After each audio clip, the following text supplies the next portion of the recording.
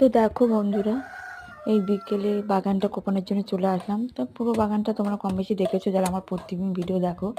তো এই দিকটা পালং শাক আর ধনেপাতা হয়েছিল, খাওয়া হয়ে গেছে, ওই জন্য আর একটু কুপিয়ে দিচ্ছি। আর প্রচণ্ড পাতা ঘাস ভর্তি হয়ে গেছে, তো বাঁচতে পারছি না।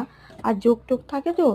আর তাছাড়া কি বলো তো, তোমার প্রচণ্ড মাটি জড়িয়ে আছে, ঘাস একটা টুকু তোলা যাচ্ছে না। ওই জন্য ভাবলাম এমনি কপিয়ে দিই, তারপর তোমার দানা নিয়ে এসে ছড়িয়ে দেবো। তাই এই যে কপিয়ে দিচ্ছি। পালং শাক ধনেপাতা দানা আর কম বেশি বাড়িতে থাকলে চলে যায় টুকটাক করে। আর এপাশে তোমার রয়েছে আলু আলু চাষ করা হয়েছে।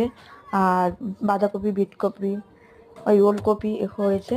তো এই জায়গা কোপাচ্ছি, জীবনে কষ্টের শেষ নয়। অনেক কষ্ট করে ট্রাভেল করে এই জায়গাটায় আসলাম।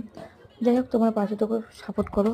সব কিছু তো দেখানো সম্ভব হয় না, ক্যামেরা ধরার লোক নেই। তো আমি ক্যামেরা ধরে রেখেছি, দেখতে পাচ্ছি। যদি ক্যামেরা ধরার লোক থাকতো একটু চারিপাশটা দেখাতো, তো সেটা পাচ্ছি না, একা একা ক্যামেরাটা রেখেই করছি।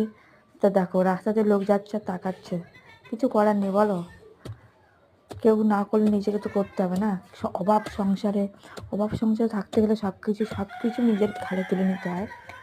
কোনটা কাজ, কোনটা আমার কাজ, কোনটা ছেলের কাজ, এইসব বাঁচলে তো হয় না, তাই না? তো সেই জন্য দেখতে পাচ্ছ আমি বাগানটা কোপাতেই আছি। যদি তোমার একটু কষ্ট দুঃখ বোঝো, অবশ্যই পাশে থেকে সাপোর্ট করো, ঠিক আছে? তো কেমন লাগলো ভিডিওটা অবশ্যই কমেন্টে জানিও। তোমরা কমেন্ট করো, তবেই আমার ভালো লাগবে ভিডিও বানাতে। তো টাটা, বাই বাই।